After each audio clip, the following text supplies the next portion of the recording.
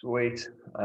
So yeah, just want to welcome my good friend Cam here for this awesome training. So yeah, first met Cam about 4 or 5 years ago, when I started off like really stepping into doing more men's work for myself on my own healing journey. Had the pleasure of being on an epic course with Cam, and yeah, like just being able to like follow his journey over this time and seeing all of the depths of knowledge and experience that he has around helping men understand themselves and understanding like a deeper relationship around sex, around intimacy and stuff like that. And I just found it would be really, really potent to be able to bring him in here and share some of his wisdom with all of you guys. Um, so just to give a little bit of a backstory into Cam, and then he can kind of share a bit about himself. Going off his personal bio, is Cam is a certified professional sex coach. He's a certified sexologist, a registered counselor, a registered tantric yoga teacher. His work integrates scientifically validated, medically accurate information about sexual health with sacred sexuality, teachings, and mystic traditions. As a coach, he helps men go beyond surface level sex into full bodied, self expressed, pleasure oriented sexual experiences free of anxiety and shame. So, welcome, Cam. Hey, thanks for having me, man. I'm excited to share a little bit of knowledge and a little bit of wisdom with you. Awesome, dude. Yeah, so before we get started, do you want to just share a little bit about like what is it like in more depth? Like what do you do? Why do you do it? I guess what I do is I work as a men's sex coach. So I work with a lot of guys on a range of different issues and concerns, stuff from premature ejaculation, guys not lasting as long as they want to when they're with their partners, to guys maybe not even being able to get or maintain an erection. So maybe they've got some erectile dysfunction stuff. Guys that aren't able to ejaculate or climax at all, so some anorgasmia things. So that's kind of more the clinical side of things, which I think of as like, traditional sex therapy. But then I also work with guys that want to learn how to experience multiple orgasms, for example. They want to learn how to deeply connect with their partner sexually. They want to work with sexual energy. So you're more like sacred sexuality, neo-tantra type things as well. So I try and offer a lot of teaching and practical advice across that full range of like stuff that men go through, I suppose. I also work a lot with like the psychological or mindset side of sexuality as well, kind of taking guys out of this performative mindset and focusing more on pleasure and breaking free of like the rigid, stigmatizing box that a lot of guys put themselves in with regards to how they should express their sexuality. There's a lot of shooting when it comes to being a man and being a sexual man. We should be looking like this, or we should be doing this, or we should perform this way, whatever it is. So I break down that a lot and just open up a lot of doors for guys to express themselves authentically without that shame and that fear and that guilt and all that stigma attached to it as well. Because there's a lot of, like I said, rigid kind of narratives around what it means to be a sexual man. So deviating from those things can be quite confronting for a lot of guys, brings a lot of shame and feelings of not being masculine and not being manly enough. So being able to just work through that is really important, along with all the physical practices.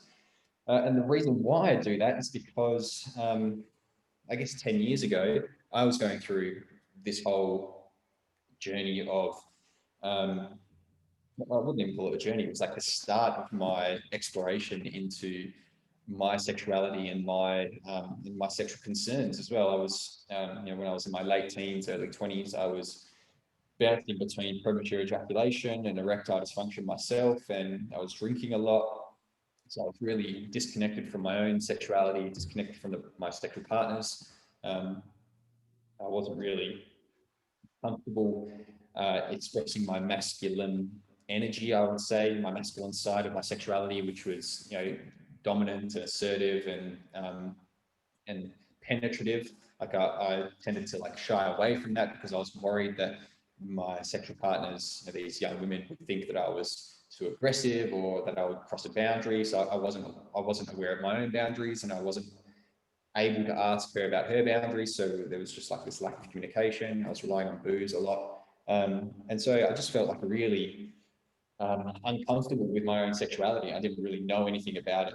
And so through a whole journey of seriously injuring my back and going through clinical Pilates and rehabilitation and yoga and mindfulness and meditation and breathing, and then also the academic side of things, studying psychology and counseling and mental health, and then human sexuality and sexology, and then also bringing those two worlds together with like the sacred sexuality, the tantra, the yoga, Ayurvedic, traditional Chinese medicine. Um, I I guess now try and speak to myself 10 years ago, like the stuff that I needed to hear when I was going through all of my shit. There was no one talking about it. I didn't really have any men to look up to. The only guys that were talking about sex in any kind of real way were fucking pickup artists, and they didn't really have any sound advice to give you. So now I try and speak to myself 10 years ago, the stuff that I needed to hear, offering like, there's a lot of, I find in society, a lot of talk about what men shouldn't do with regards to their sexuality, what they shouldn't be, how they shouldn't express themselves, what is wrong with their sexuality, all this sort of stuff. There's not a lot of talk about how you should express your sexuality, how you can express your sexuality, how there's all these alternative ways and other models of masculinity and sexuality that you can explore and experiment with and find what feels right and authentic for you. That's kind of what I try and do is speak to the things that I needed to hear, but then also model a new way of expressing your sexuality, this kind of like alternative way of expressing sexuality, which doesn't have to look like a rigid, structured thing that we've been told for the however many years and generations. So yeah, that's kind of why I do the work that I do, man, and how I came to be doing it as well. Yeah, so powerful. Like, and I think that's one of the biggest things. Like, it's like, just as you were speaking, just thinking back on my own experience of sex, is like, and where I learned from it is like, it's something that so many people, and like say a lot of the guys that will be listening to this can resonate with. It's like, we're not really taught how to look at sex from like the sacred, from that conscious perspective. It's such an unhealthy thing. It's just like, I know from myself, coming from like Catholic upbringing, it was the thing that like you don't talk about, you don't do. It was like, yeah, like it's such, there's so many stigmas and everything around that. So it was like, when I started off in my exploring my own sexuality and stuff, so much of it was done when I was drunk. And it's like, you then like, there's so much disconnection to that, and then you see so much from porn as a young guy and stuff like that. You're like, oh, is that how you're meant to do it? And then you're trying to funnel through that while you're drunk and stuff, and like there's no real connection to it. And like, it's a lot of people are just getting stuck in that for so long. But as you said, being able to explain from a deeper perspective and understanding, it's like how we can actually connect to it in such a different way is so powerful. And like, it's why I feel is like it's so important to like bring this into conversation while working with men through starting off in this path of delving deeper in men's work and understanding themselves, understanding your emotions, understanding how you connect and communicate with those around you. If you're not connected to your sexual practice, if you don't have an understanding from that, is like it's like the big elephant in the room that you're just avoiding.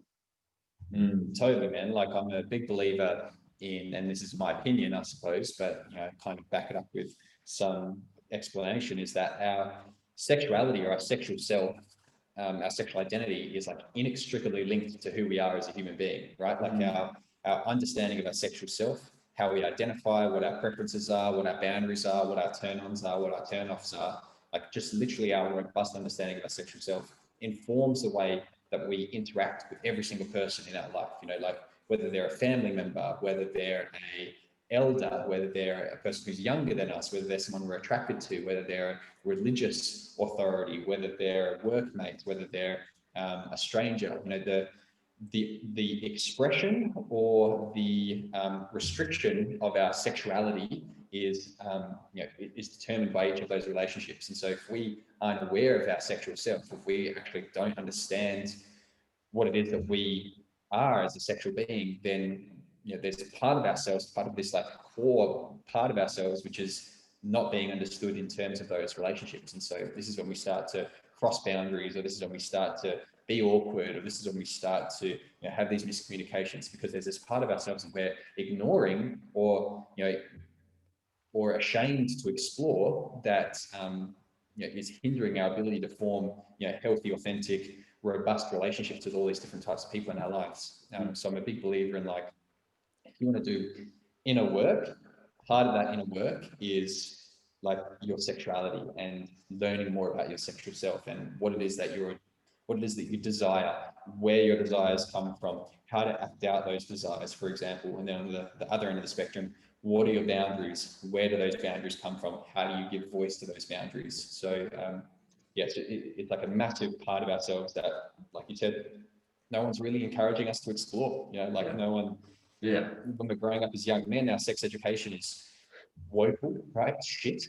Yeah. They talk about like sexually transmitted infections and pregnancy, which great is part of sexuality for sure, but all this extra area of sexuality like consent and pleasure and sexual energy and all these other things, no one's out there offering young men any type of education around this. So we like you said, we fumble our way through it oftentimes when we're intoxicated, oftentimes relying on porn or our mates, and our mates are just getting their information from porn as well, from some hell dodgy website. Yeah. So the way that we explore and express is really limited and really determined by like where we're getting that information from, which is questionable sources.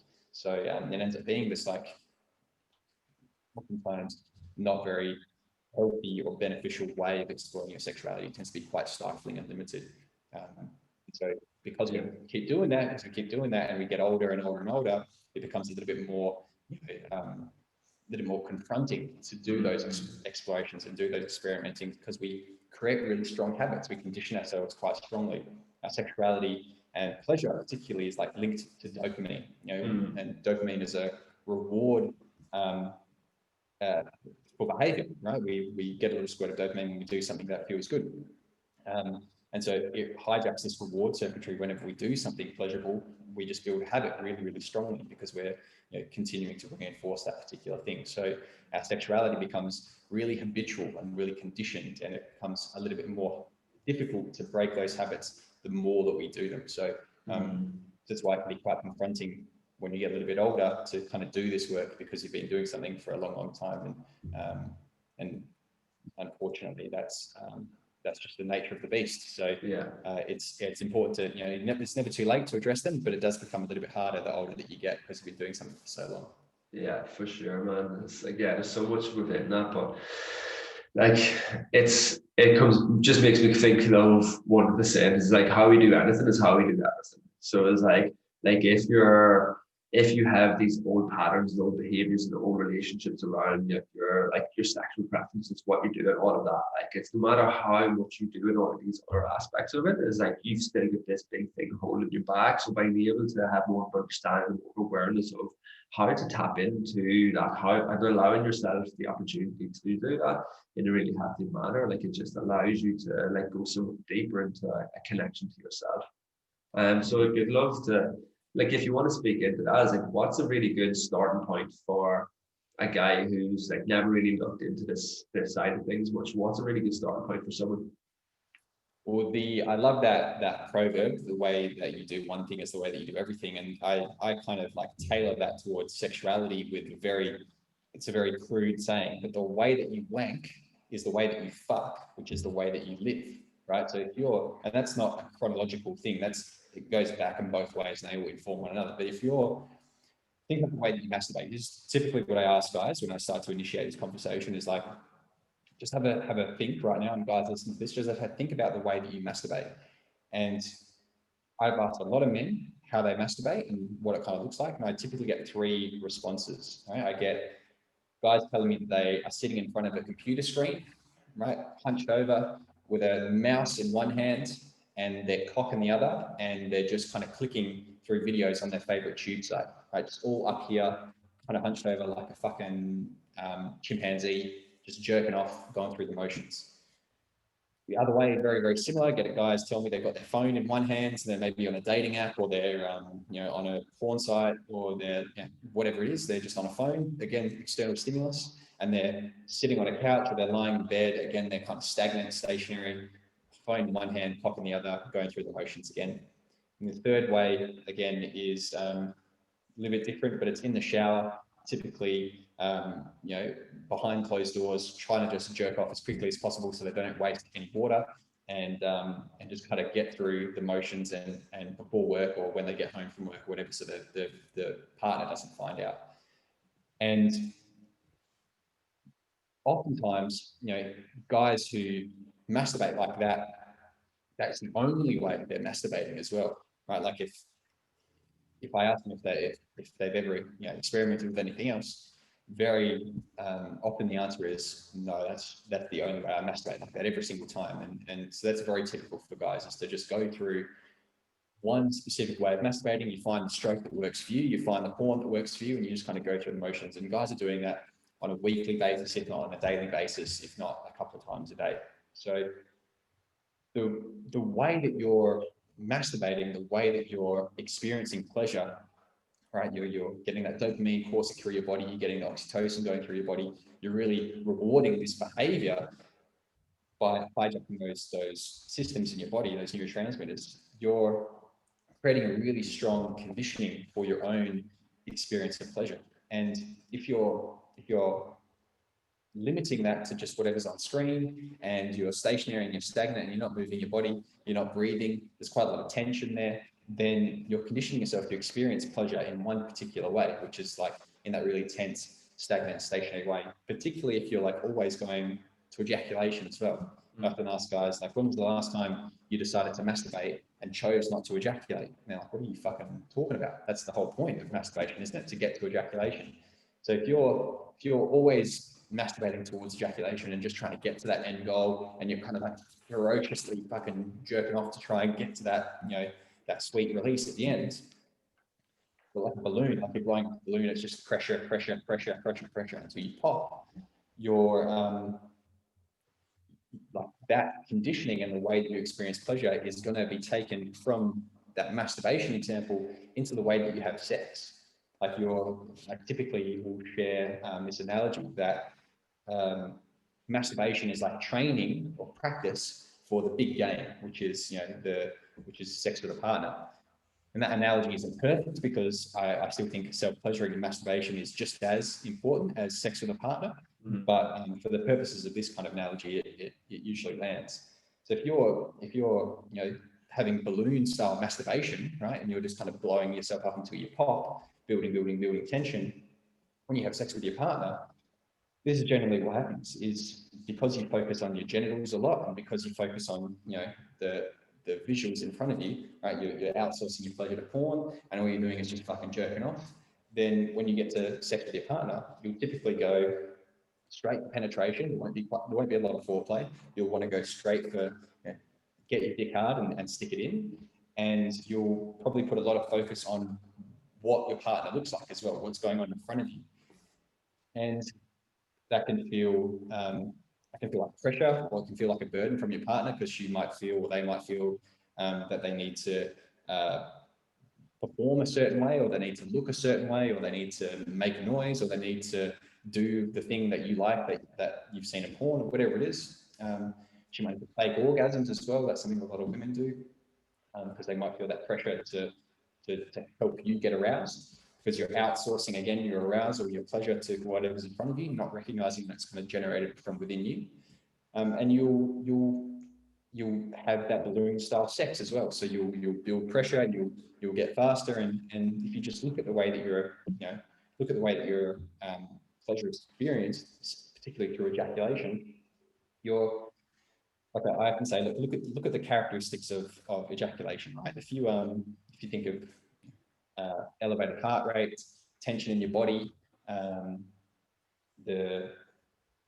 some guys even like shallow breathing, or even hold their breath when they're ejaculating. Myotonia, which is that much tension specifically through the chest. Temperature goes up. If you look at that cluster of characteristics, right, when you're ejaculating, when you're having that experience of pleasure, and you took that out of the erotic context, and you just applied that to someone walking down the street, and you saw a guy all of a sudden just fucking seize up and squeeze and push, and like his heart rate goes up, and holds his breath, we think that guy's having a panic attack. We think that guy's having an episode of some sort. And so in a way, like that ejaculation and the way that a lot of guys are having sex is like a pleasurable panic attack. They're having this tense experience with some pleasure associated with it. Which is, if we look at that in terms of like the sympathetic and parasympathetic nervous systems, that's all a way of engaging the sympathetic nervous system. So a lot of guys are masturbating and having sex from that sympathetic response, right? From tension in their body, from elevated heart rates, from breathing into their thorax rather than breathing into the diaphragm. All these things that are characteristics of our survival response, right? The sympathetic response. And what that kind of means is a lot of guys are having sex, and they're having sex that way because that's the way they masturbate, like from that survival mechanism, from that caveman style way to have sex, which is really, really good at passing on your genes, right? It's really, really good at getting you to ejaculate. It's really, really good for surviving and procreating and making sure that the propagation of the human species is ensured. What it's not very good for is experiencing a lot of pleasure, for connecting with your partner, for loosening up the body and enjoying the whole experience, and focusing on like these other things that sex can bring. So, what a lot of guys are doing is they're having sex like cavemen. And so the whole kind of point of the spiel is like, we want to stop having sex like cavemen. We want to stop having sex to survive, right? Because we don't need to anymore. And we want to start having sex for pleasure. We want to start having sex to connect. We're going to start having sex to deepen our experience of intimacy and pleasure and enjoyment and all these other things that sex can be used for, not just for procreation and survival. And so what that looks like on a neurological level is we need to stop engaging the sympathetic nervous system and start engaging the parasympathetic nervous system when we're experiencing pleasure, when we're experiencing masturbation, or when we're having sex with our partner. So some very practical ways of doing that is breathing, like breathing down into our diaphragm, for example. Wim Hof was one of the first people to kind of recognize that we've got full control over our breath and how that engages our nervous systems, our autonomic nervous systems, right? We have full control over it. It's not involuntary like some medical textbooks would have you believe. So starting to learn how to breathe down into your diaphragm, just in a general sense, is like really beneficial for transitioning into the parasympathetic nervous system. So is relaxing your body and releasing tension, right? Parasympathetic is your rest and digest response, your relaxation response. But if you can do those things specifically when you're masturbating, and then train yourself how to do that, and then also then specifically when you're having sex, you're completely changing the way that you experience sexuality and pleasure in those moments. So that's the initiation into this whole conversation. It's like, that's the framework that I often present, is like, okay, here's how you're having sex, here's how you're masturbating, it's not working, here's the reason why it's not working, is because you're a fucking caveman and we don't need to have caveman sex anymore. Yes, it'd be nice, but if that's the only way you're having sex, it gets pretty boring pretty quickly and it presents a lot of problems, right? Like a very just quick tangent on that thing is premature ejaculation, right? In the caveman sense, there's no such thing as premature ejaculation, right? Because coming as quickly as possible was evolutionarily advantageous, right?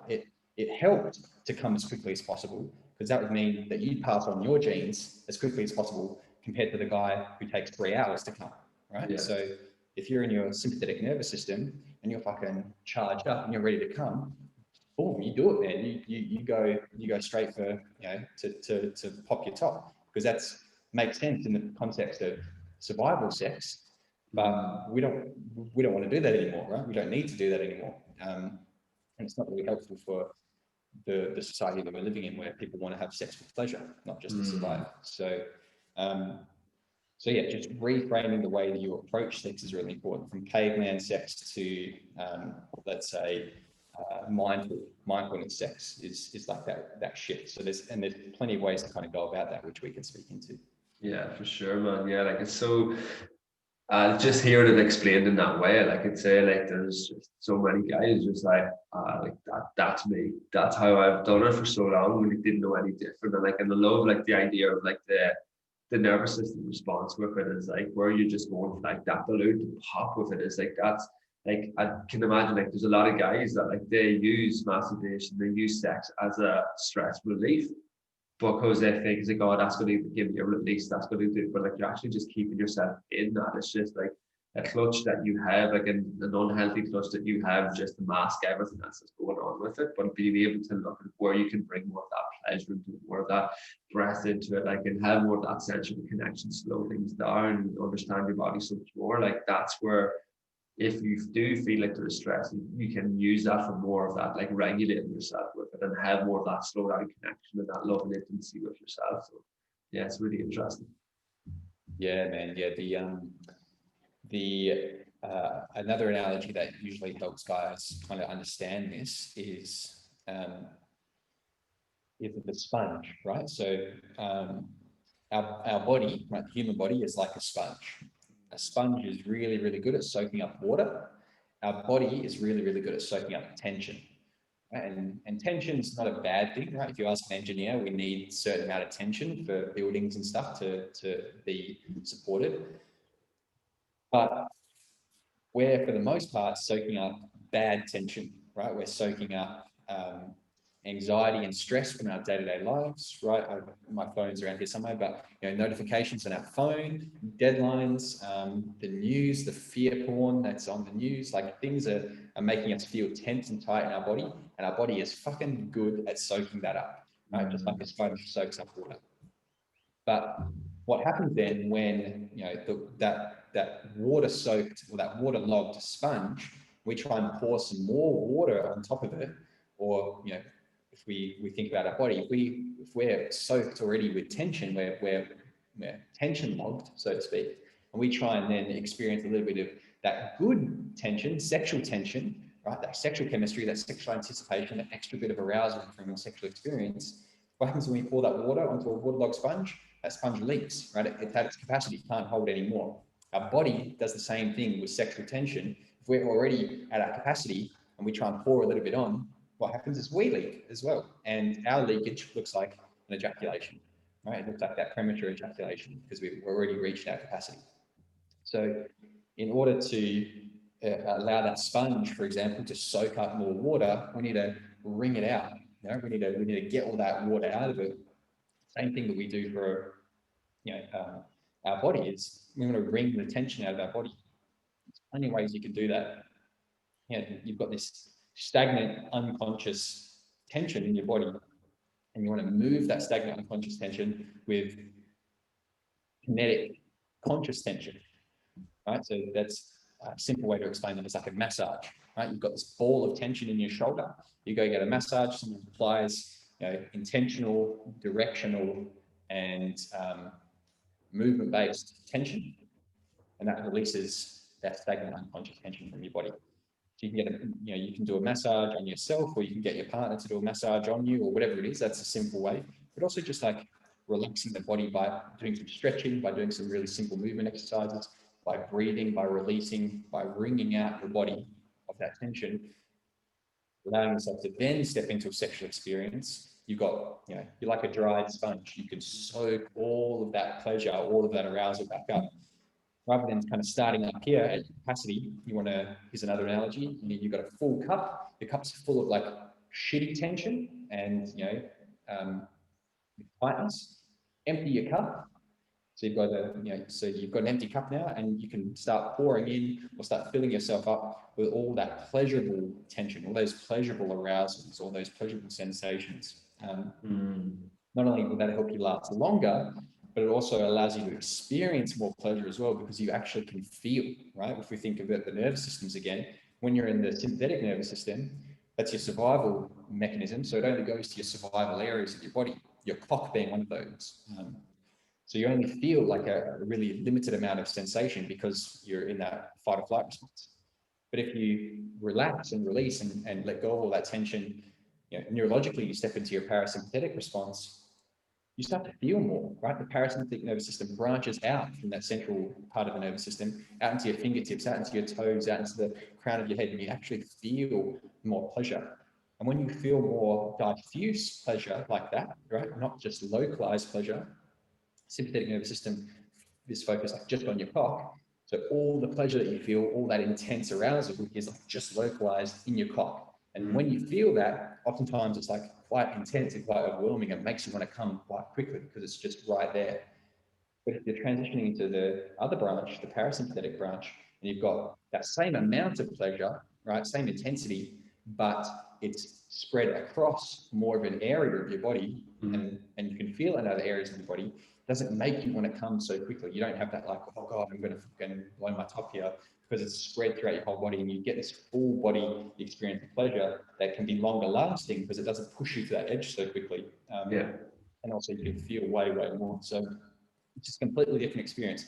Like a lot of guys, when they do this work and they start experimenting with all this stuff, go, oh, it's like a way different experience, this full body experience of pleasure, than what I'm used to, which can be, sometimes can be disconcerting, because what happens when all that pleasure is not localized in your cock anymore, and it's, you know, and you're feeling it throughout your whole body, is because you're not focusing on your cock, you don't maintain an erection for so long, for example, or your erection isn't as hard, because you're not solely focused on that part of your body. And that can be confronting for a lot of guys, because they're like, oh my God, my idea of masculinity and sexuality is that I need to have a rock hard erection, and that erection needs to last for as long as I want, and I need to be able to fucking pound away.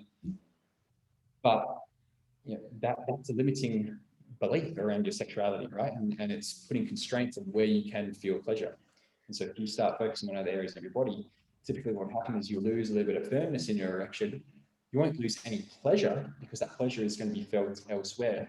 But it starts to challenge that belief structure of like, oh God, if I lose an erection, if I lose a little bit of my firmness when I'm with my partner, she's going to think that I'm not turned on, or she's going to bring up all this other story, right? So so by virtue of doing the physical practices, you start then challenging some of these stories and these psychological narratives around masculinity and sexuality as well. For sure, man. Yeah, there's so much to kind of take in. There's so many tangents that can go of like question with that, but I think I'd love to strip it back to like the practicality aspect of it. So as you're saying, is like so many guys come from it from that sympathetic nervous system response, where like if they go from one of them three options that you said, is like, right, I'm going to masturbate now and just get the computer out, the phone, whatever it is, and go to knock it off. What would be the go-to for you recommendation? Is like, right, how could a practice look for you to something different, like connecting to the breath, doing some sensual touch? Like if that's really foreign for someone because they've maybe ever done it this way, what would be a really nice introduction for someone to ease into understanding and learning that? So some easy ways to like start exploring this work would be, so I'm not anti-porn, and we can maybe talk about porn in a moment, but if you are at that point in your sexual experiences where you're kind of reliant on porn, and then it's quite difficult for you to maybe feel aroused and to feel turned on and to feel pleasure without needing that external stimulus, which is fine. There's things you can do to work on. But instead of just sitting down, like I said, and being stagnant, being stationary, try taking your laptop. So I'm on a computer screen here, and put it on a shelf rather than kind of sitting and being stagnant. Put this the screen or your phone, put it up on a shelf, stand back and stand up, right? So instead of being sitting down and hunched down like this, body posture, you're closed down, you're tight, tense. You also don't notice when you're sitting down like that, or when you're lying down, you don't notice tension patterns in your body. But if you're just jerking off with one hand like this, you're building up tension through your forearm, through your shoulder, through the side of your body. So if you're able to just put your screen up on a shelf or on a higher ledge and stand up, you are completely changing the way that your body experiences pleasure in that moment. So that's like just one of the simplest ways that you can start to just kind of do this work. Then when you stand up, things that you can add on to that is like your diaphragmatic breathing, right? It's hard to fucking breathe deep into your belly if you're hunched over a computer screen like this. So you're able to stand up and spread the legs, soften the knees, open up the chest, then start doing some deep breathing while you're touching your cock, while you're starting to masturbate. It gives you way more of a chance to breathe down into the diaphragm, down into the belly.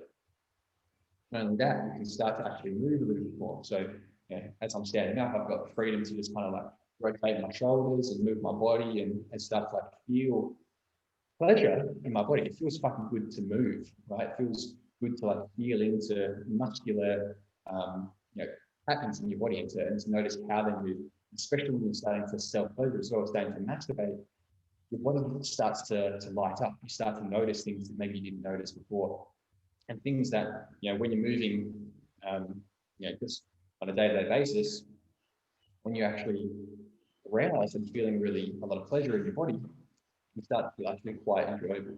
Things that maybe you don't feel a lot when you're just doing them by yourself is they become like quite enjoyable in a different context, in an arousal context. So just by standing up, you give yourself way more of an opportunity to address a lot of those sympathetic nervous system activations. Yeah. But the first thing that I recommend to any guy is just stand up, and I can call it a leverage practice, because you're able to do one simple thing, but it leverages all this extra stuff that you can do from doing that one simple thing. So that would be my first suggestion to guys, is to get up out of their seat and to start moving around a little bit. In addition to that, in conjunction with that, is you've got two hands here. So put something on a screen, right? If you're watching something, and just fucking let it play. A lot of guys are focused on clicking through fucking porn videos and trying to find the perfect porn, the perfect thing to bust them up to. Just put something on the screen, let yourself get aroused by it as well. So if you put like a 20-minute porn video on or something like that, if you're watching it, and let yourself go through the motions of experiencing those waves of arousal through porn. Because there's a rhythm to porn, for example. I mean, you can watch porn in a really healthy, intentional way. That be this unconscious, like I'm just clicking, I'm just clicking, I'm just clicking. You stand up and let yourself kind of observe a movie and start to masturbate while standing. You've got another hand free. You're not just kind of clicking on the computer. You just have it in your phone. You can use the other hand then to touch another area of your body. Maybe you can start touching your chest. Maybe you can start having two hands like rubbing your belly, or you have both hands on your inner thigh, where you can like start having whatever it is. You've got the opportunity then to not only touch your cock, but also then to touch another area of your body. By virtue of you doing that, you're starting to create new pathways in your body for pleasure, right? You're not just focusing solely on your cock and solely here with your eyes. So like take that sensation of pleasure from your cock and like also anchor it into another area of your body. You'll probably find that there's something that you might enjoy. Your whole body has nerve endings in it, not just your cock. Your whole body can experience pleasure, not just your cock. So I kind of think of this as like, you're not just your dick, you're actually one big dick. And so if you can start to touch other areas of the body, you might notice, oh, that feels good when I touch my chest like this, or it feels like nice when I touch my face, or whatever it might be. So like standing up and just kind of putting the screen away and taking a step back allows you to do that, allows you to kind of feel other areas of your body. And then if you're really concerned about like, okay, the visual thing is still getting the visual cues are still, I think I'm still relying on too much, is get a pair of headphones. Plug your headphones in, put a porn movie on. You might have noticed just a lot of guys watch porn with the sound down, so they don't want to get caught. But porn's actually quite auditory and quite vocal, and there's a lot of like really arousing noises that are associated with a lot of porn videos. So if you can put some headphones on, plug them in, again, take a step back, and if you want, like close the laptop screen down so you can't see the screen, you can hear what it is that is playing. Very often that's quite arousing as well, and it takes that visual cue away, so you don't get distracted by getting sucked into the movie, and it allows you to then get a little bit more into your body. So we're not going straight from masturbation all the way to like mystical fucking standing on your head sexual experiences. We're taking what it is that you're doing now, just shifting it ever so slightly so that it gives you a different experience, right? And then once you become familiar with that, it's like, oh, okay, cool, what can I do now? And you just shift it again ever so slightly. You've got a few more practices to do. So you can like take little bits of what I've said and just implement them one at a time, and just like step by step start to just change the way that you experience. Because like I said, the way you experience pleasure is really conditioned, right? we condition ourselves to experience it in one certain way. So it can be a little bit confronting and a little bit awkward to shift the way that we're experiencing pleasure and create new pathways in the body. But by just doing things one step at a time and just integrating that over the course of a couple of weeks, a couple of months, you can really start to shift the way that you experience pleasure. And really, it's not maybe shifting the way you experience it is the wrong way of framing it. You open yourself up to experiencing pleasure in a whole bunch of new ways, rather than just being this one particular way that you're being conditioned. So that's the kind of first step, I suppose, is stand up, experiment with how you're watching porn, and start to just move, touch the body in a couple of new different ways. Yeah. Awesome. Like some really good advice for, like, as you said, it's just that gentle transition away from what you're doing. Like there's just so many different avenues and so many questions I can go with it all. So from there then, looking at someone who would normally just look at masturbation to ejaculate and like just going for that glory, how would you recommend someone to like start working towards that edging and is like start playing with like self pleasure, not to ejaculate, and like how that kind of look for people? Yeah, so ejaculation, like I kind of alluded to before, is one of the strongest ways that we can condition our pleasure. You know, like when we come, we get this huge influx of dopamine, we get this huge influx of oxytocin, and then as those things kind of go down, we get a big influx of prolactin. And it's three neurochemicals in the brain. Dopamine is our happy chemical, right? Makes us feel fucking good. Oxytocin is our pair bonding chemical, or our love drug. It makes us feel connected to whatever's in front of us. And prolactin is responsible for our refractory period, that period after we've come, that we just can't come again. And so because, you know, there's these really strong, powerful chemicals in the brain that are getting released every time we come, it becomes a really powerful way of rewarding that particular type of behavior. So it's the reason why we always go back to the same stroke. It's the reason why we always go back to the same position when we masturbate. It's the reason why we always have sex the same way and have trouble kind of breaking those cycles, because they've been like really rewarded by these chemicals. So but the problem is every time that we come and we ejaculate, these chemicals spike, we release all those neurotransmitters in the brain. Unfortunately, what goes up has to go down, right? And because we've flooded our brain with all our reserves, we feel good for a certain period of time, but then maybe later that night or the next morning or the next couple of days, we've used up all our reserves, so they deplete, right? And we kind of bottom out. We have this bottoming out effect. And maybe some guys will resonate with this. Sometimes called the ejaculation hangover. Next morning, you feel a little bit groggy, you feel a little bit fucking, fatigued, because your oxytocin is quite low. After you've come, you feel a little bit disconnected from your partner. Like, this is something that a lot of guys don't necessarily realize until I point it out to them. But I'd encourage guys to reflect on this. But after you've come, after you've ejaculated, think about how you connect to your partner after that. Oftentimes you'll notice that you feel a little bit of disconnect from your partner after you've ejaculated, especially if you've ejaculated with them. Interesting phenomenon to guys to reflect on is like, noticing how they pull away from women, or how they pull away from their partner after they've come. So we've got this like bottoming out effect, and then what happens is our body craves that next hit. It craves that next kind of cycle of dopamine and oxytocin.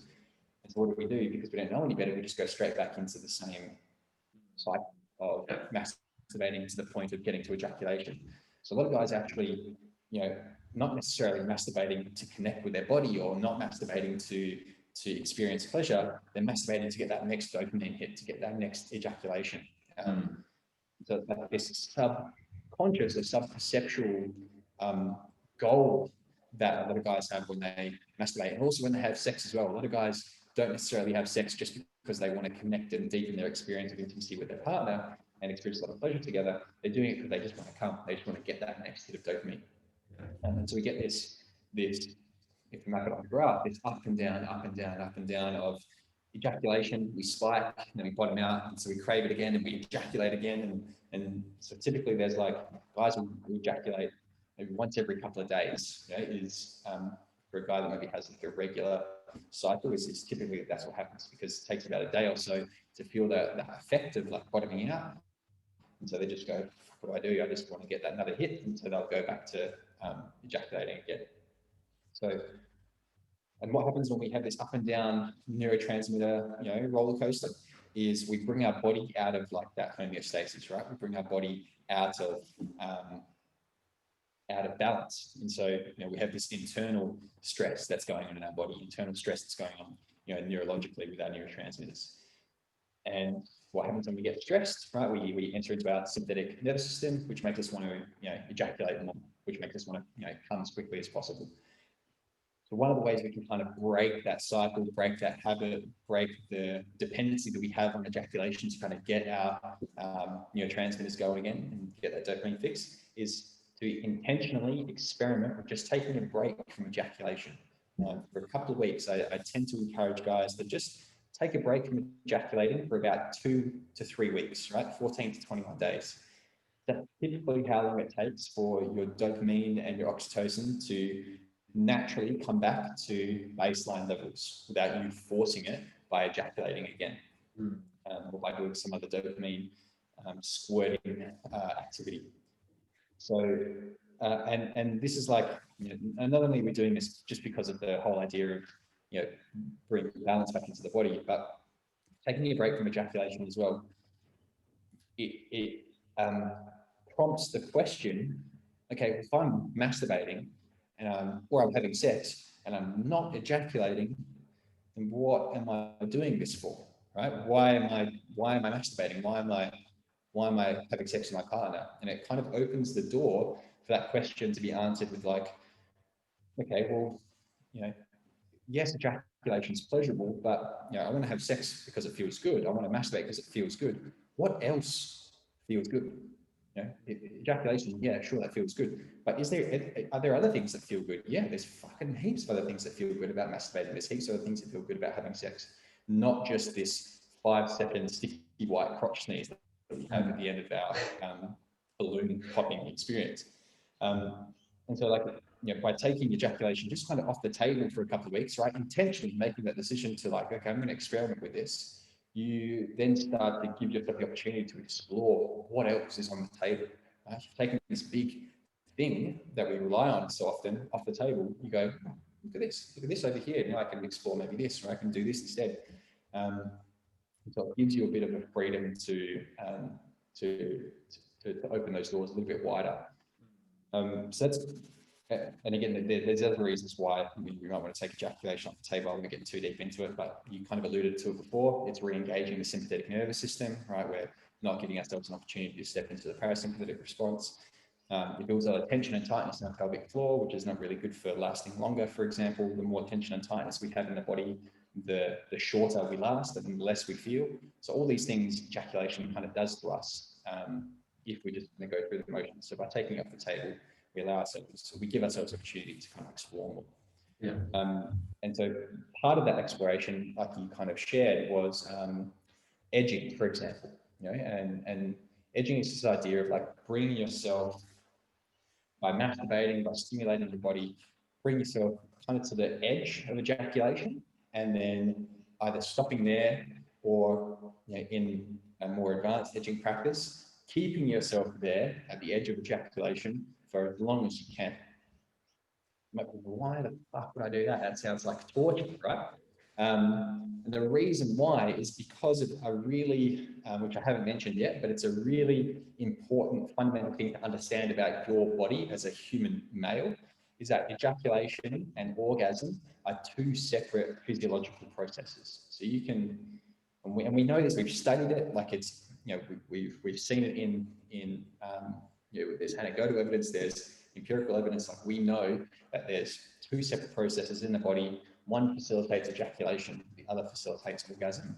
It's just a very common experience for men to have those two things happen almost identically at the same time. But you can separate those two things so that you can ejaculate without having an orgasm, or you can orgasm without having an ejaculation. You can learn how to do that. One of the ways you can learn how to do that is by doing this edging practice of bringing yourself up to this edge of ejaculation. Say if you're at on a scale of 1 to 10, 1 being like not aroused whatsoever, just kind of like going through the motions, 10 being full-blown ejaculation. Then there's like a point that's like 9, 9.5, which is sometimes called this kind of point of no return. And you know that once you get past that, ejaculation is going to happen. It's inevitable. There's nothing you can do to go back now. The genie's out of the bottle, so to speak, and you can't go back in. So getting yourself to like and I encourage a slow build up, like getting yourself to like a 6, for example, playing with that area of your arousal, and then maybe bring yourself up to an 8, noticing how that feels, that little bit of an extra bit of arousal, and bring yourself up to like a 9, maybe a 9.2 or 9.3, kind of pushing, tiptoeing the edge, walking up to the edge of that ejaculation. And you can do a couple of things there. You can kind of like stop completely, notice how that feels in your body. One of the ways that I teach guys how to notice orgasm and the difference between orgasm and ejaculation is build yourself up to that 9.2, 9.3, 9.4, and stay there for a couple of seconds, like 30 seconds max, and then take your hands away, totally stop stimulating altogether. And when you do that, you'll probably notice some twitching sensations. You'll feel like a little like this twitching or little tiny pulsing sensations, usually in the genitals, usually in the pelvic floor. Those sensations are the beginning of your orgasm. Right? You can build those little twitching sensations to full-blown, full body orgasms that don't even involve ejaculation, so that you can have them again and again. But it starts with like just being aware, just noticing them. A lot of guys just breeze straight past them because they just go straight into ejaculation and they think that they're one and the same. So if you are taking ejaculation off the table, kind of playing around with that edge, you can start to notice all these sensations that you normally wouldn't be aware of because you just would have gone straight past. And then some of the other things you can do is you can stay at that level 9 for a long period of time. You can try and stay there for 5 minutes, 10 minutes, really kind of tiptoeing that edge the whole time. You can go up to a 9 and you can kind of slow back down to a 4 or a 5 or a 6, and bring yourself back up and start to notice that, it doesn't have to look like this balloon sex where you blow and blow and blow and blow and blow and blow until you pop. But you can move and you can fluctuate and you can go to a 9 and you can stay at a 9 and then you can come down and you can blow up this balloon and then you can like let some air out and you can blow it up again even more and let a little bit less air out. And it can be this dynamic fluid thing. It doesn't have to be like this linear, okay, now I'm just on this train that's just going, no stopping it. So it gives you a bit of understanding and a bit of freedom to go, well, if my masturbation can look like this, then wow, sex can look like this as well. And when I'm with my partner, I don't just have to like go down this train and then all of a sudden I'm ejaculating, but I can build up pleasure with my partner and then I can kind of slow down again, and then we can change positions and build up that pleasure again and then allow it to simmer back down. And yeah, so it's a really powerful practice to start giving yourself permission, I suppose, to explore how pleasure feels in your body and how different levels of pleasure feel. Because you can maintain a 6 for half an hour, for example, right?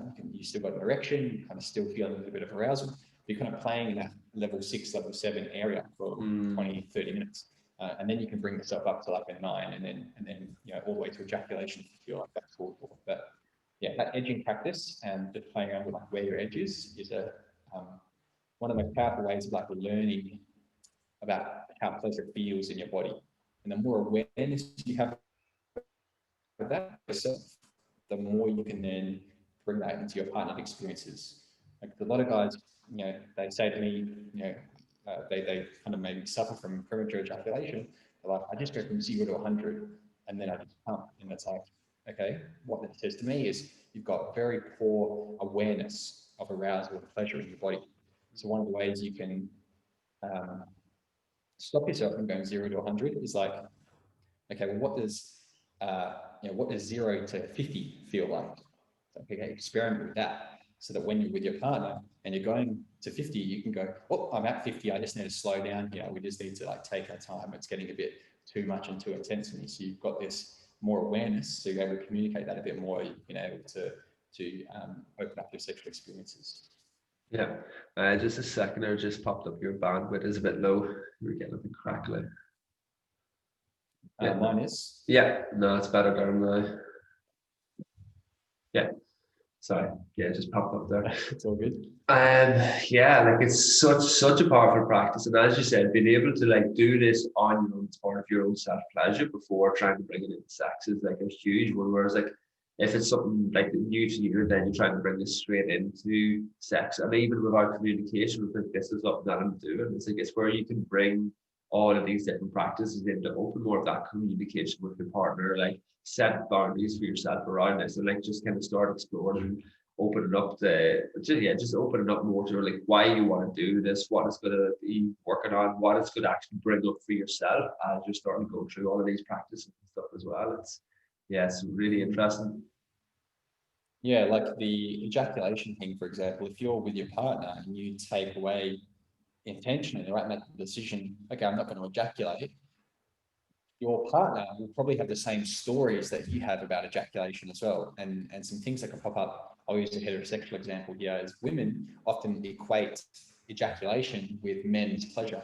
So, if you make the decision and you choose not to ejaculate when you're with her, then a story that can pop up for her is like, oh, is he enjoying himself? Did he like, is this, and a lot of women equate a man enjoying himself with how attractive she is, right? And so if he doesn't come, then the story is, well, I don't think he's enjoying himself. If he's not enjoying himself, and I'm not hot enough, if I'm not hot enough, then why is he with me? And then all this other story can come up. So if you want to really challenge those narratives about male sexuality in your partner, one of the biggest things you can do is like, hey, I'm just going to take ejaculation off the table today. Let's have sex without me getting to ejaculation, and let's explore what else there is. And oftentimes that's a really gentle way of bringing up those stories intentionally so that she can process them as well, and she can be a part of your sexual journey as well. Awesome. And then like with regards to like the edging practice for guys to start working through themselves, like do you want to speak into a bit about like sublimating that energy, or like do you recommend people like doing like the edging without the sublimating, if that's something like, because like if you want to be able to speak into that a bit, because like it's one that more people are starting to hear about. Yeah, so one of the biggest resistances I have from guys when I start talking about edging and taking ejaculation off the table, just momentarily, is blue balls. They're like, if I don't come, I'm going to fucking feel tense, and I'm going to feel angry, and I'm going to feel frustrated, and I'm going to be, sexually pent up. And yes, that is true. You will, if you aren't sublimating, right? And by sublimating, what I mean is a very practical sense of the word is by taking that build-up of sexual energy, by taking that build-up of arousal, that build-up of pleasure, and which typically builds up around your cock, around your balls, around your pelvic floor, and moving it through the body. Diffusing it is the word that I use. So allowing it to diffuse through the body so that you still experience that pleasure, but it's just, like I said, not so tense and pent up in that specific localized area, but it's actually moved through the rest of the body. So you're just kind of going through the motions and you're like, yeah, I'm going to bring myself up to a 9 and I'm going to stay there and then I'm just going to stop. And that's all you do. Typically, you'll feel quite tense and quite tight in your pelvic floor afterwards, which can feel quite uncomfortable. One of the ways you can start to move that feeling of tension and that tightness, and that arousal, and pleasure from that part of the body, is to breathe. That's one particular way, is to start diaphragmatically breathing. And in particular, there's a specific exercise called Uddiyana Bandha, which is really powerful, which is like a yoga practice which like engages the diaphragm, it like squeezes the diaphragm, and it kind of pulls the pelvic floor up, and it creates a bit of like that upward movement in the body. I can send you a video of Uddiyana Bandha, a very, very simple exercise, but it's a really powerful one from a yoga practice. But even, without going into like yoga practices, some really simple ways is like using your hands. It's like if you're towards the end of like a self-pleasuring session, or you've had sex and you're still kind of feeling a lot of pleasure and tension in your genitals is take your hands and like draw that pleasure from your cock kind of up your body into other areas of your body from around your genitals. And really, as you breathe in, drawing that pleasure up your body and breathing out, relaxing, breathing in, and draw that pleasure up. You can squeeze through the pelvic floor as you breathe in as well. So as you take a breath in, squeeze through the pelvic floor. It's kind of like squeezing that sensation, that pleasure up your body. There's also like there's a lot to be said for like massaging through the genitals, massaging through the pelvic floor, the perineum, that space in between your genitals and your anus. If you're feeling a lot of like build up of pressure and build up of pleasure in that area of your body, doing some gentle massage, like pressing into the perineum, that space in between your genitals and your anus, and releasing a little bit of tension from that area, in conjunction with like moving that breath up and down the body by using your hands to kind of move that sexual energy. All these things can kind of help with minimizing that feeling of pleasure and pressure being built up just behind the cock. I like to go for a run as well. Some like other real practical things is like go and expend that energy elsewhere, right? So this is like so sublimation. If we think about this as like one way to deal with energy. There's three ways we can deal with energy. One is to express it, right? We can express sexual energy through the form of an orgasm or through the form of an ejaculation or whatever it might be. Just the same way we can express anger in the form of like yelling and screaming and raging at someone. We can suppress that energy, so we can just kind of like push it down, just forget about it, pretend it's not there. Hopefully it doesn't, squeeze out the side and rear its ugly head elsewhere. Typically not a great thing to do. Or we can sublimate, which is to allow ourselves to feel that energy without needing to externally express it and without doing anything to kind of minimize and suppress it. So we just allow itself to be experienced and acknowledged and accepted. And so in the context of like sexual energy or pleasure or that sexual emotion, is we don't want to necessarily express it anywhere. Maybe we have been doing a bit of expression because we're kind of moving our body and feeling sexual pleasure. We're not suppressing it by any means because we don't want to put a lid on it, but just allowing our body to kind of feel it, allowing it to run its course.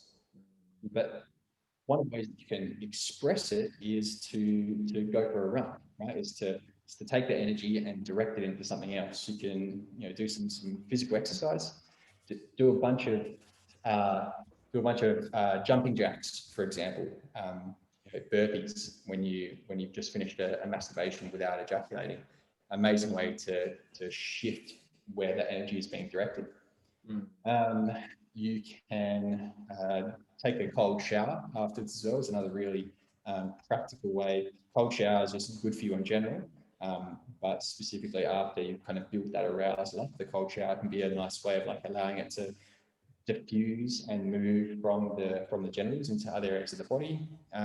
If you're really game, you can do an ice bath for your nuts, so you can get like a little bowl of ice and just stick your genitals in it, stick your nuts in it. Testicle icing is amazing for testosterone, for example, but it can be a really powerful way of like quote unquote cooling you down after you've kind of built up that heat of arousal. So there's a lot of practical ways of just kind of like either moving that energy or directing it to something else. That doesn't have to be an ejaculation. And it'll feel awkward at first because you're so used to ejaculating, you're so used to this being the only way that sexual energy is released from your body, that would feel a little bit weird and awkward to at first. Like I can ask guys to experiment with like, can you build yourself up to like the point of ejaculation and then do some yoga, do some stretching with a full fucking, rock hard erection just before you come. Can you go from that to going and do some yoga practices and or meditating? Can you fucking bring yourself to a rock hard erection just before you're about to come, and then go and sit down and do a meditation practice? Just challenge yourself to experience these things when you're in that heightened state of pleasure and arousal, because they'll be completely different from when you do them sober, so to speak. Yeah. Yeah. So interesting. So powerful. Like, and I think there's a lot there for people, like for the guys to kind of start exploring, and experiment within themselves. And like, yeah, it's just that there's just so many different avenues you can do with it, but it all comes back to just connect and bring more of that intention back with what it is that you're doing and why you're doing, like why you want to connect with these practices rather than that whole idea of like you're just not offering a glory shot. Um, so yeah, like it's yeah, like really appreciate yeah the way you explain it all. Like it's very relatable for a lot of the guys. And like, there's a lot of different practical elements, like kind of figure out how you can make it your own and what you can work with and like get it, stretch yourself a bit out of your comfort zone with it as well. But like yeah, like just have fun, explore. Mm. Totally, man. Like the biggest oh, I was going to just say, man, like the biggest reframe for a lot of guys is going from like masturbation to self-pleasure. Like if you're like, if we're thinking about masturbation, the way that we've kind of talked about it, the way that I kind of framed it is like just going through the motions, just getting to ejaculation kind of as efficiently, as effectively as possible. You know, not connecting to your body. Oftentimes it's like ejaculation oriented, it's just genital focused. But if we reframe masturbation to self-pleasure, which is like the kind of name suggests, it's whatever you yourself find pleasurable in that moment. And that doesn't even have to include genital stimulation or porn or anything else for that matter. But it's an open invitation for you to just explore what it is that you find pleasurable. You could just, you know, rub some oil on you, not even touch your cock. That might be pleasurable. You know, like you could do a younger style massage from yoga, or you could just do a meditation. That could be really pleasurable for you. You could go for a walk through the woods and, you know, have all these beautiful smells from the forest coming through your senses, and that could be a pleasurable experience for you. Whatever you find pleasurable, whatever you yourself find pleasurable, is part of your self-pleasure practice. And by just kind of shifting that from, you know, masturbation to self-pleasure, you give yourself that opportunity to, like you said, explore, experiment with all these things. You know, you might do one of the things that I suggested and might not be very pleasurable for you. It might be uncomfortable. You go, oh, shit, I didn't enjoy that. It's like, that's amazing. You learned something, right? You learned that that is not pleasurable for you. How fucking good is that? Now you can go, oh, okay, if I didn't like that, what if I try this? And now, you know, and then you, again, you learn something more about your turn-ons. You learn something more about your turn-offs. All the things we were talking about at the start of this conversation, you start to become more aware and you have this more robust understanding of what your sexual self is. The more you're experimenting, the more you're playing around with all these things. Yeah. Awesome, dude. Yeah, like as I said, like there's so many different avenues you can go down with it, but just mindful of your time and stuff like that as well. I think just to finish, like I'd like to just get your yeah, just a bit of your opinion around like porn and like just for guys, like is like I know like you explained the way that you can still slowly start transitioning away from porn and like if you want to just give a bit more like your opinion on like what you feel like porn is now in today's society and like how we can like start stepping away from it more and more so. Cool. So this is a massive topic, and I'll try and be brief. But the my opinion on porn is that it's a tool, right? So just like a Sorry, just one just like a second. vibrator. Your bandwidth is low again, so it's just getting a bit crackly. I wonder why. That's a bit weird.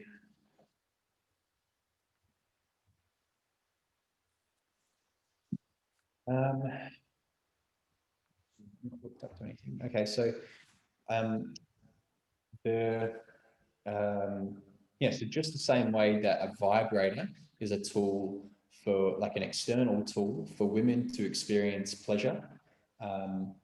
Porn is a tool that a lot of men use, an external tool that men use to experience pleasure.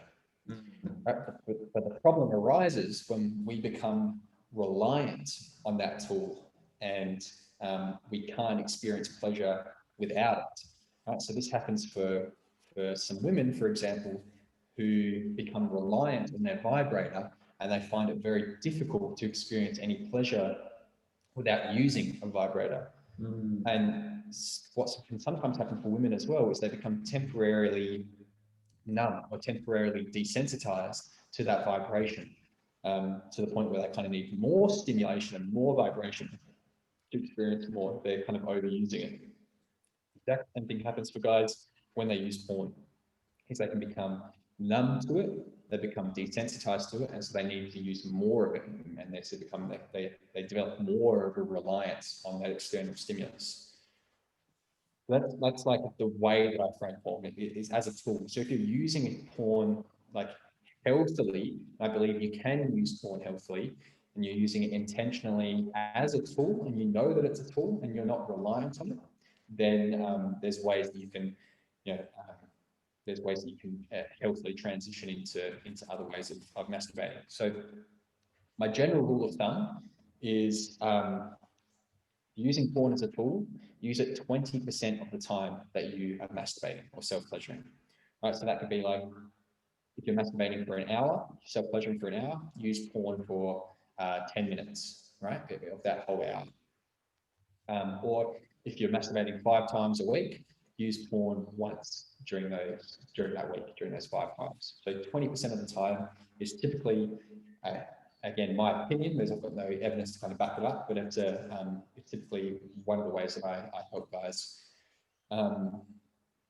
think about their porn usage, is if they're using it about 20% of the time, that tends to be a good indicator that they've got a bit of a grasp on their porn usage as a tool, and they're a bit more conscious about what they're using it for.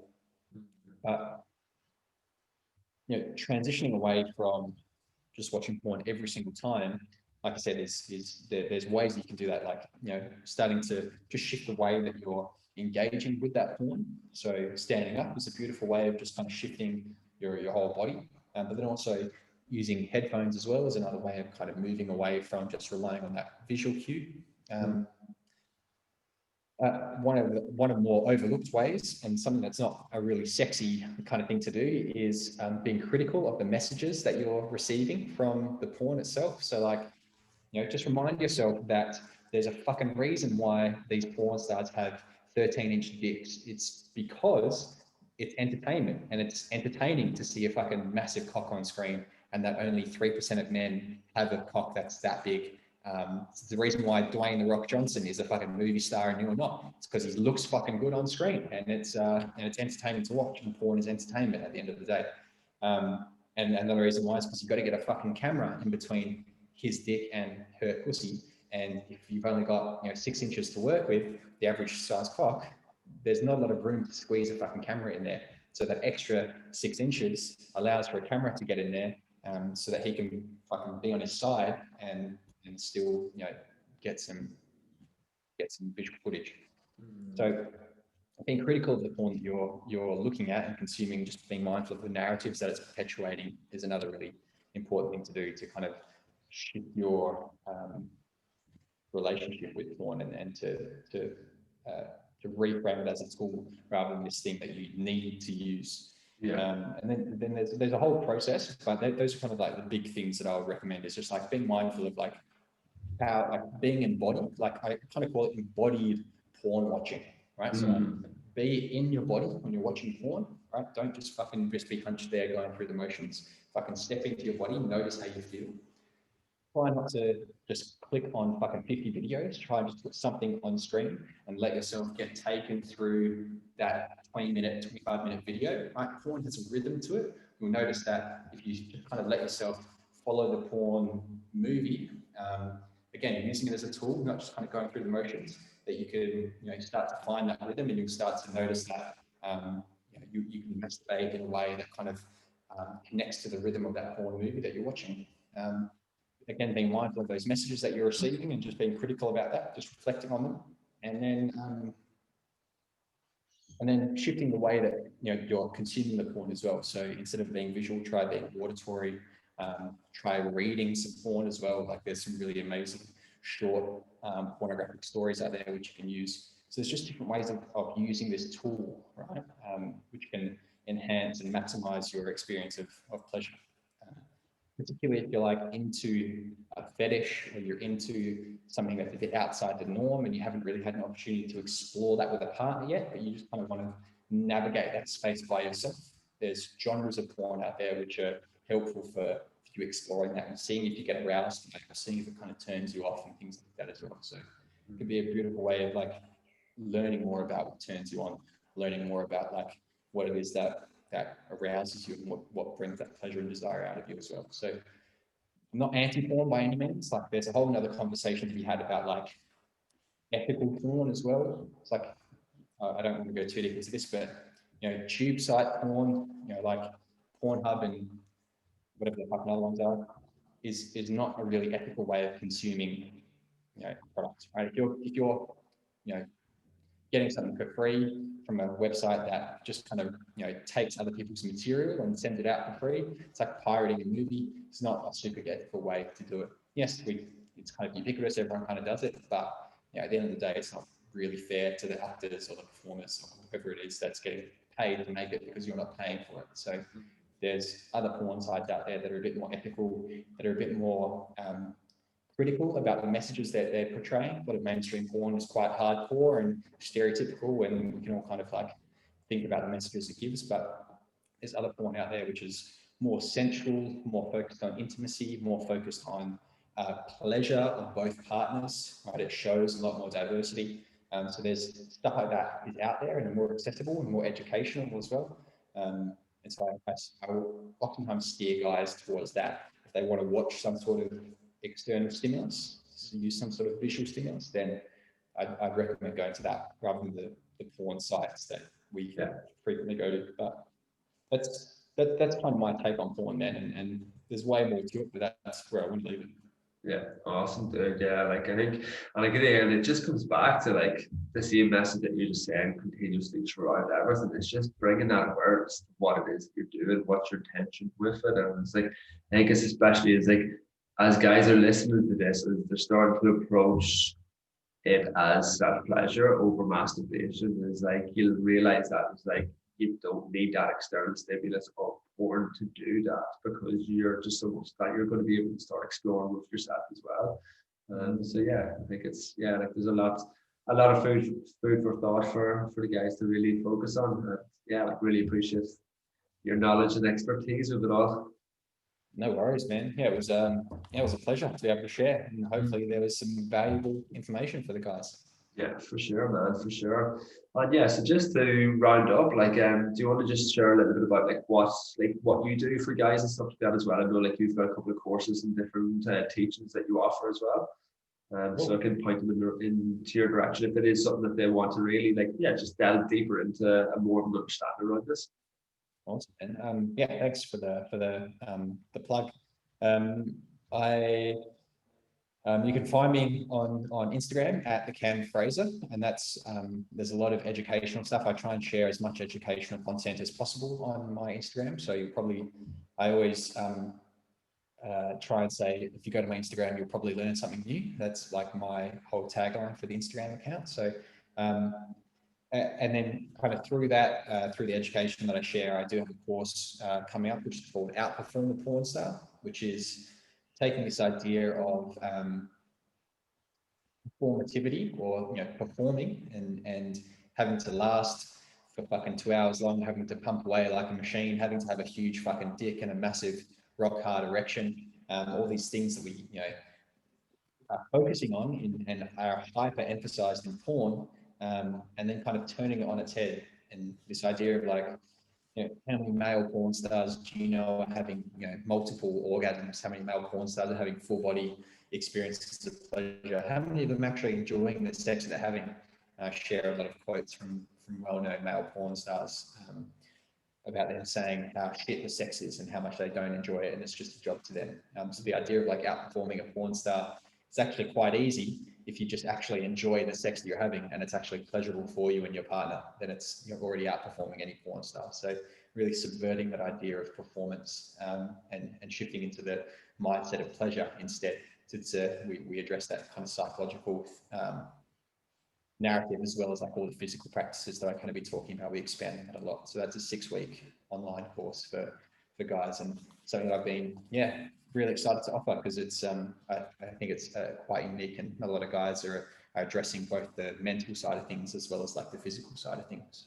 Yeah, awesome. Yeah, like a few of my clients have been on that course, and like they just said, like it's just so ram packed full of so much knowledge and education. So like they have so much benefit from it all. So yeah, definitely check it all out.